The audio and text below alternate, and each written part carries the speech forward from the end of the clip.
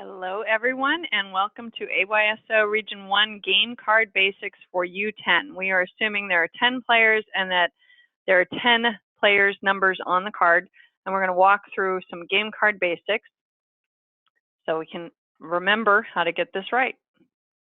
Going to the next slide. So here is an example of a completed game card before the game starts and before you've marked any substitutions. The game card should have the team number. It can have the team name. Team name is good. Coach names are good and important, but team number is what's really important here. Date is also important. Time will go on the back of the card. Substitutions, the X's for people sitting out, and goalkeeper should not be marked before the game begins. We don't know what's going to happen during the game, so what if something changes? Then we have crisscrosses and marking other stuff on top of it, and it's all very confusing and hard to read. Everything should be legible. If the top of the card is not filled out completely by the coach, give it back to the coach and ask them to fill it out completely and legibly. All right, so now, just before the game starts, the assistant referee one, usually, depending on what your referee decides, will mark in who's sitting on the bench. In this scenario, we have one player absent. We have 10 players, and we have one player absent for the first quarter. She may arrive later, so we're going to mark an A for absent. Now, you can note we have 7 players on the field because we have 2 players sitting out and 1 player absent. And then we're going to use a G, not a K, to mark the goalkeeper, because K, some people use it for keeper, and it makes sense, but it looks really like an X. So please use G, which is very hard to confuse with an X.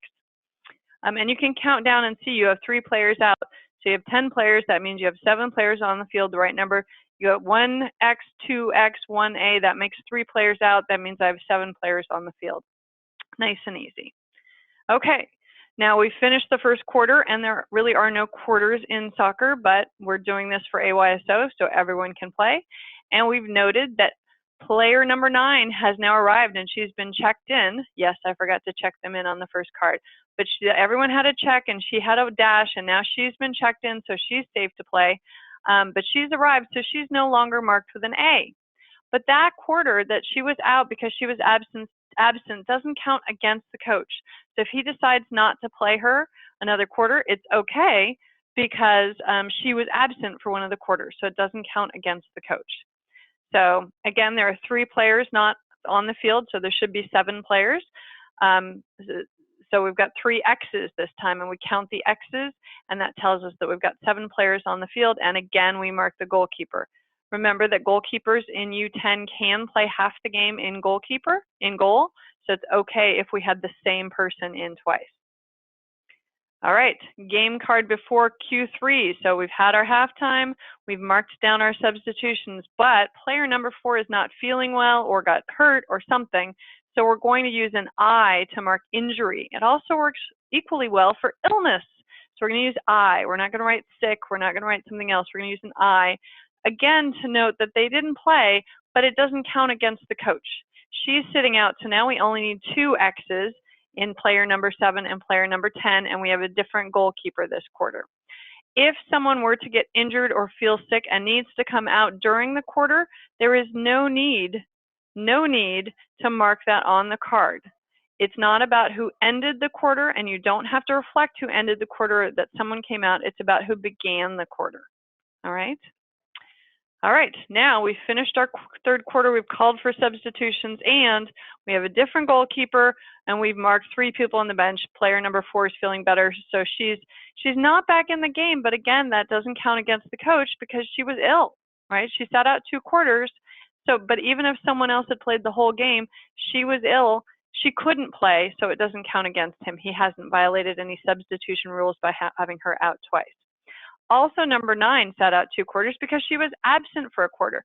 But again, that's okay. 1, because everyone on this card sat out at least 1 quarter. But 2, if she was absent, she couldn't play. If she was injured, she couldn't play, so it doesn't count against the coach. If a player does arrive after the game starts, the rule is they only need to play half of the game. All right. Also, please, please, please to remember to complete the back of the game card. And what's really important for the people tabulating is the number. To have blue up there is really nice, but that's not what they need. They need to know who won the game.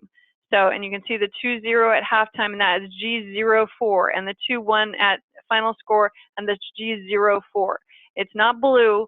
We don't want the tabulator staff to go back and translate, oh, blue, which one is that? That's team 4. That's extra work for them. They just need to know the winning team. We don't even have numbers in the online system where we record scores and goals and all that.